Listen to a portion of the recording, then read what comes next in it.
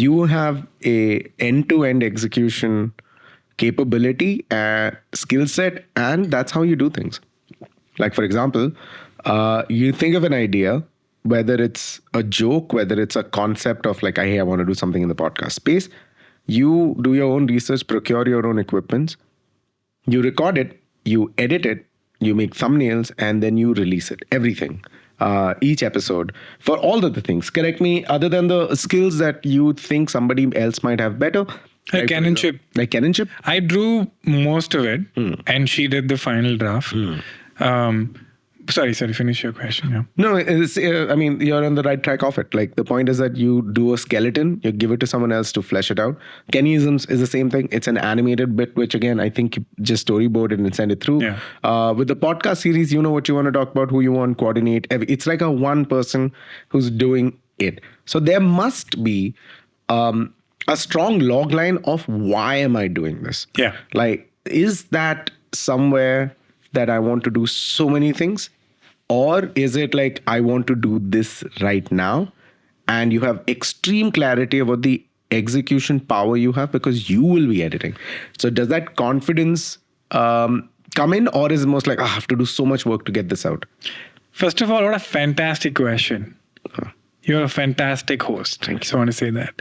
I'm not being sarcastic. It's such an awesome question. I was getting excited. I was like, the moment he finishes this question, I'm going to go to town with this answer. I've thought about this a lot because before I thought this was a negative.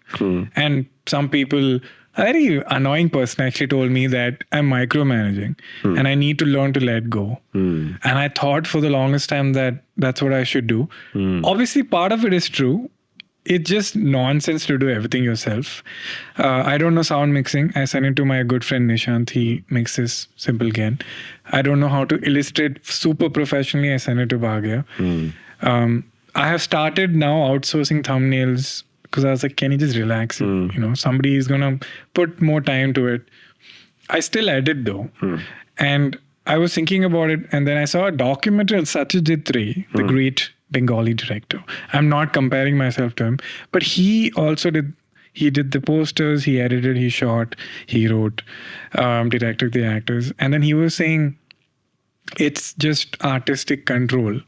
And it just comes from that. I think it's a frustration of, it's very hard to explain a creative idea on paper, you know? It's like the worst way. Like, I hate pitching to corporate clients. It's just the worst, where you have to tell them, hey, I'm going to do this. Like, imagine if I had to pitch Simple Ken, for example, to Spotify or Google Podcasts. Or how do I explain this show?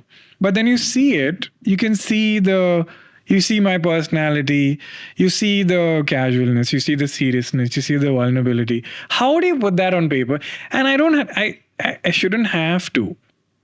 But unfortunately, you have to talk to another person. Like, that's the worst part of life, I feel. Do you think really good concepts, really good shows, really good ideas get lost in translation in what we call a pitch? Yeah, I mean, it's just, I don't think there's ever going to be a solution to it. It's why couples fight, because they can't read each other's minds. It's just that. So it's like when you do a creative project with someone else, it's like being in a relationship, and no matter how good you communicate, you can't read each other's minds. So I'm like, if I could just do most of it, and comedy especially is so timing based.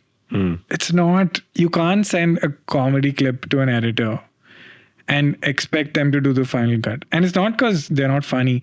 It's just that timing is so delicate and subjective. And also Lloyd also taught me this, which is overthinking it. Like, more than the idea, sometimes like you get so stuck in perfecting it that the worst outcome happens, which is you don't do it early. And that's far worse than anything else I'm saying.